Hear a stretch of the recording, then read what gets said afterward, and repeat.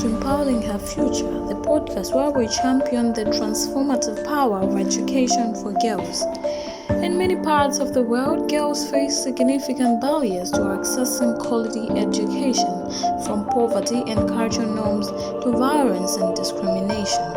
But we know that educating girls is key to unlocking their potential, boosting economic growth, and creating a more just and equitable society.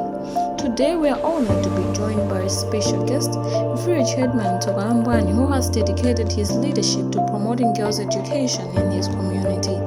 The Village Headman has witnessed firsthand the impact of education on girls' lives and will share his unique insights on the challenges, success, and innovations in girls' education in his village. Join us as we delve into the complexities of girls' education, exploring the cultural, social, and economic factors that shape the lives of girls. We'll discuss the initiatives, programs, and policies that are driving changes and empowering girls to become leaders, entrepreneurs, and change makers. Welcome to the show, Village Headman Togalambwani. Can you start by introducing yourself to our listeners? Okay, I'm VH Togalambwani from Senior Chief Kuntembwe, Village Headman Banda. Let's get back to focus. What is your perspective on the importance of a girl-child education? Girl-child education, when a girl is educated, it helps the nation to grow, it helps the family, and as you know, the girl is one of the minorities in our society. So when the girl is educated, she can stand on herself, she cannot foster a marriage, she can provide her needs without begging to boys or men, and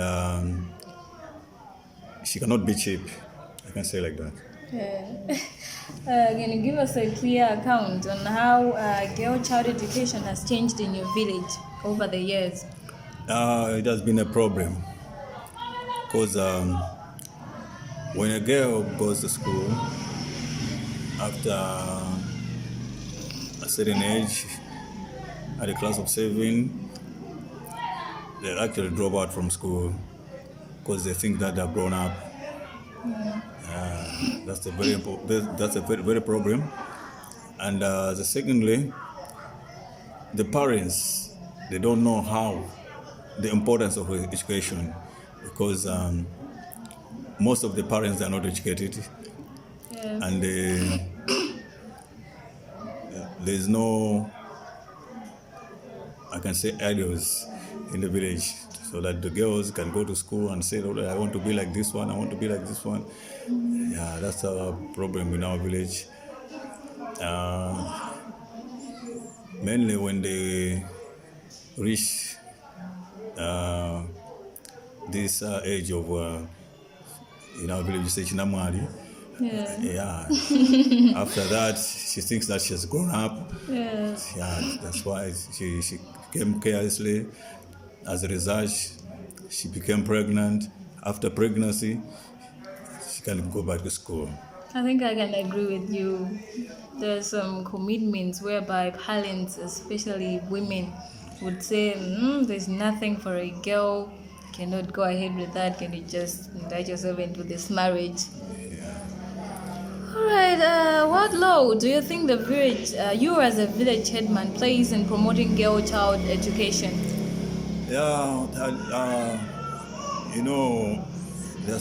We need bylaws supported by the government so that we can force the girl to school.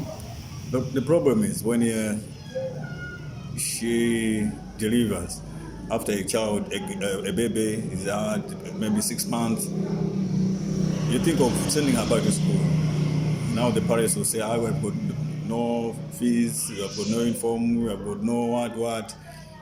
So we ask the organization to give these girls what they want, what they need. Because there are some excuses that they can't go to school just because they've got nothing to eat, that have nothing to grace as like a school uniform. But what we need is some stakeholders to take part on empowering these girls. The same applies to boys, because boys, when a boy doesn't go to school, he doesn't know the importance of education. So the boy goes to a girl to make her, I can say, a boy doesn't know the importance of education. That's why they don't respect the girls. Yeah, they can do whatever they want to the girl. So we need stakeholders to help us to send back these girls to school. And secondly, we want to coordinate with the teachers to monitor our girls so that they can pursue their education smoothly, and so that we're going to have a better future for girls and for our. Are there some initiatives in your community that has been put in place to follow up or promote girl child education? Like myself, I've got a Sogalamban Learners Club, which I'm trying to make sure that these girls must go back to school. What I do is when the girl goes to school, every month, two times a month, I go to school and check with the teachers on all angles, behavior, the way she is doing in class, and when she's back home, we do the same, so that she has got nowhere to run. Because we can send back a girl to school without implementation. That means we're doing nothing. So we follow these girls through Sogalamban Learners Club. Can you share us its effectiveness? You can say we are moving smoothly. We have got challenges, as I've said already, because we cannot force a girl back to school when we have got no materials.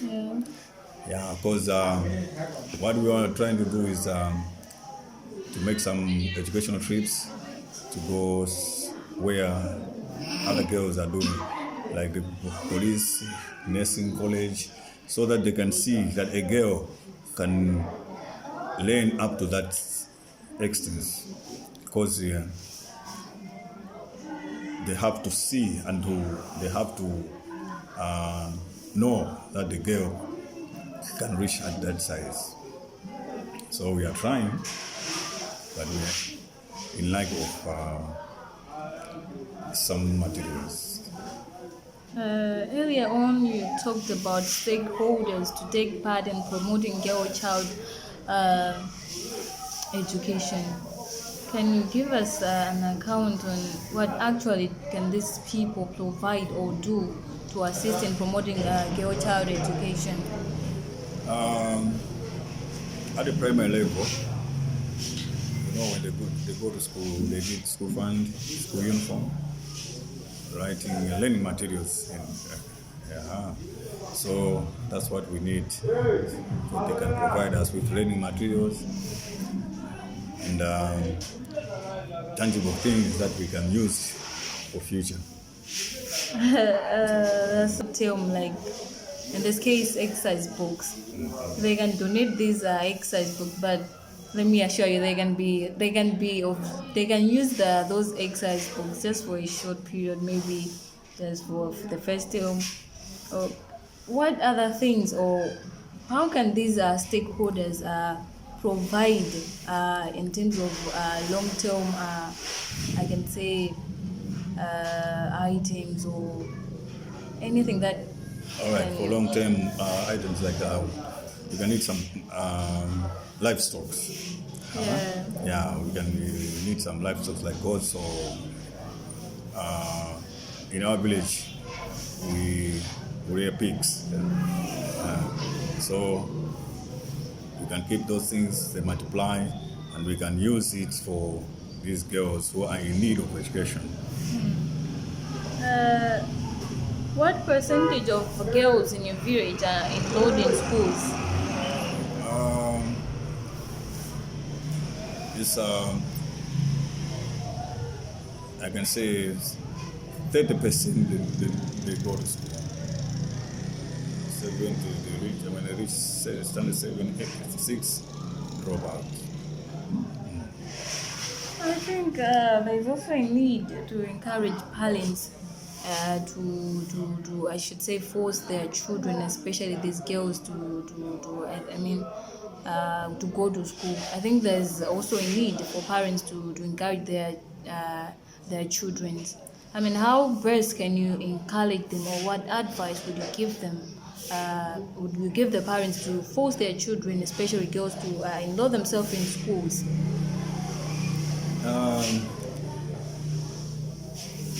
We've got a problem with the parents, but what we can do is to use bylaws which enforce the parents to send a girl to school. If she fails to send the girl to school, she's going to be punished. Because as I earlier said, there is no way we can say the girl cannot go to school when there are some stakeholders who are trying to help the girl. So we encourage the parents, and as a club of learners, Solamban Learners Club, when we go for educational visit, we try to take two parents to see how other girls are doing in so many fields, so that when they come back, they can know that the girl can go to school and be somebody like a nurse, a soldier, a policeman, accountant, journalist like you. Yeah.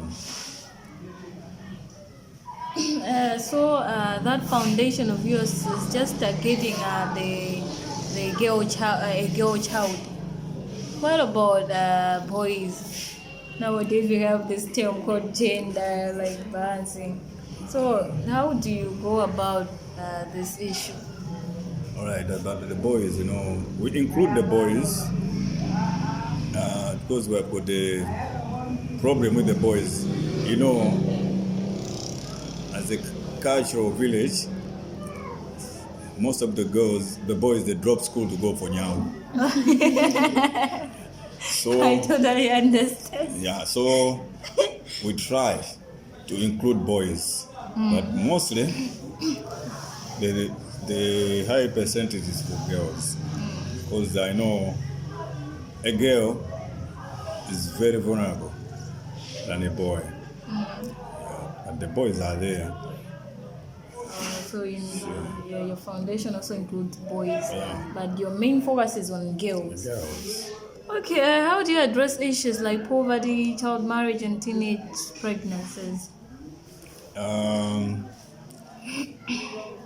First of all, things like poverty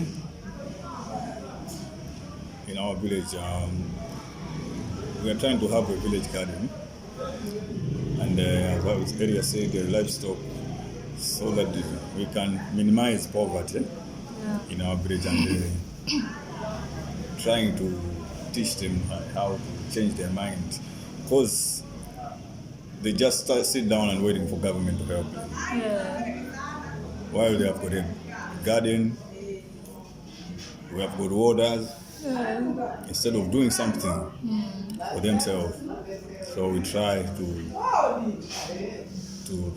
teach them to change their mindset. I think we have this mentality that the president is supposed to help us, like he should feed us. No. We should ask ourselves, what can I do to help the government? Not what the government can do for me. No, because the government cannot do everything to everybody. So about the poverty, we try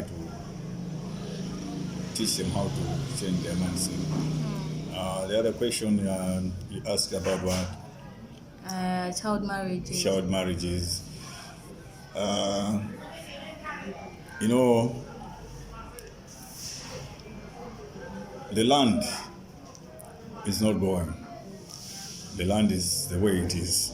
But every year, I can see a lot of girls. A lot of girls. When a child is born, a girl. Child is born, a girl. So the land is still there, still small, but the population is growing.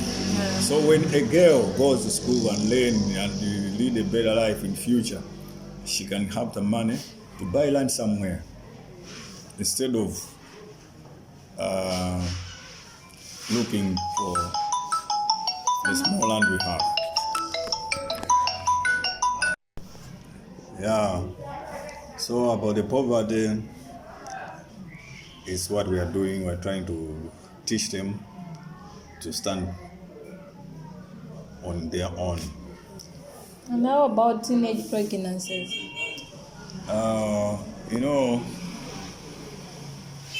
the problem with these early pregnancies, lack of communication between a girl child and the parent, especially mothers. Because a mother knows that her daughter better than a father. So mothers, the tendency of respecting the girl instead of telling her the facts about pregnant, how to protect herself, ignorance, I can say, on pregnancies. That's what is. That's why we are having more pregnancies, early child pregnancies, especially for girls. Yeah. Are you trying to say open discussions? Yeah, open discussions between the mother and the girl is also crucial. So crucial. Most of us girls, we tend to be shy to ask questions, and that's very bad. Maybe they'll be feeling like we have started indulging ourselves into that, then that's the more reason why we are asking. So mostly us girls, we find it difficult to open up. That's the problem. You have to be open to your mother, because she'll tell you, do this, don't do this. Because when you go to a friend, she will mislead you. Yeah. She will mislead you. I just do this, I do this, it will be okay. But there must be communication between a girl and the mother. How about the safety of girls in your area when traveling to school? How do you ensure their safety? There are some times when a girl child is maybe raped on her way to school or when going back home. How do you handle this issue? Especially when especially in rainy season when the paths are bushy. Yeah. We make sure we have to escort the girls, and we have to know what time they knock off from the school. That's why I've said earlier, we monitor the girls up to their school. Yeah, that's how we protect them. We have got community policing to make sure that the girls are safe. But sometimes, a girl can be very, I can say, difficult to handle. You can try to control her, but she'll go other way. Yeah, because not all girls can listen to the parents or the guardian. That's the challenge. How about sexual harassment and abuse? Are there measures that has been put in place to prevent? Sexual harassment from where? Okay, sexual harassment for these girls. Anyway, let me just skip this question. I assume you have already answered it. Are there sufficiently sources for the girls, particularly when they are at school or when they are at home? There's resources, learning materials. Somehow you tend to have passion to, or I can say you have the spirit to work hard, but once you see the situation around you, your home, then it just washes it away. Like, how can I concentrate? Well, I have no exercise books. How can I go ahead with school? I don't have a pay. So, how do you ensure the availability of resources to girls? I have to make sure the girls have got all the materials. And you asked about the sexual harassment from the parents and the guardian of the teachers. Yeah. That's what you wanted to know. Yeah. We follow up. We teach a girl to be very open, very transparent, in a way that she can protect herself from sexual harassment. That's what I can say. She must learn how to protect herself or to say what she has seen that is bad. Maybe to you personally, what do you think educating a girl child is important other than educating a boy child? As I've already said, a girl, she's a manageress of the house. A boy, a man can pregnate a girl and run away. A girl will be alone with a child. So she must be empowered that even a single mother can raise a child up to a certain stage. That's very important to educate a girl. Maybe can you share us a success story whereby a girl child, I should say, maybe went to school and maybe she's a successful one, she's a successful woman, I can say. Do you have any success story in your village specifically? I'm saying, do you have a successful story whereby a girl? Yeah, I have. Can you share us? Okay. It's like a beating on my own drum. My daughter, she went to school. She wrote the MSCA. She failed first time, second time, third time, fourth time. And at the fourth time, she passed with 22 points. She went to college.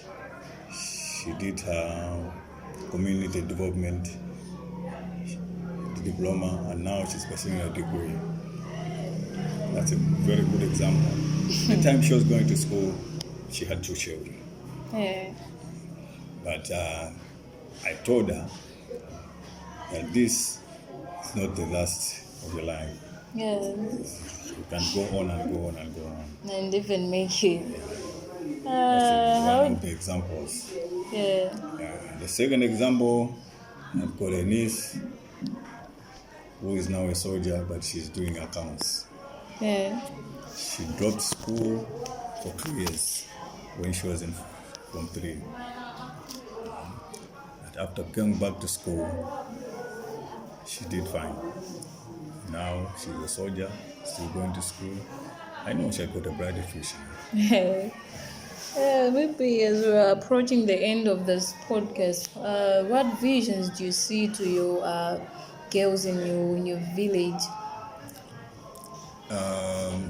My vision, I want to have a shining village from the girls, shining village from the boys. I don't want my village to be packed with uneducated girls and boys. And I want to see them having a bright future. How then about my soul will be okay. any advice to maybe girls or boys or even parents? Come again? How about advice to maybe young girls, parents, and All also the right, boys? my advice to young girls, Uh, they must work hard. School has got no age limit. To the parents, to send a girl or a boy to school is their right. That sending a girl to school or a boy to school, that means we are breaching the rights of a child to education. That's all I say. Thank you so much, Village Headman Togambani, for sharing your knowledge on girl child education. Thank you very much. You're welcome. I sincerely believe that this conversation of ours will have an impact, I should say a positive impact towards someone. Thank you. Today's conversation has reminded us that girls' education is the key to unlock a world of possibilities. Tokalamban's dedication to empowering girls through education serves as a beacon of hope for a more equitable and just society. As we strive for a future where every girl has access to quality education, let us draw inspiration from Tokalamban's work and work together to create a world where girls can thrive, lead, and change the world.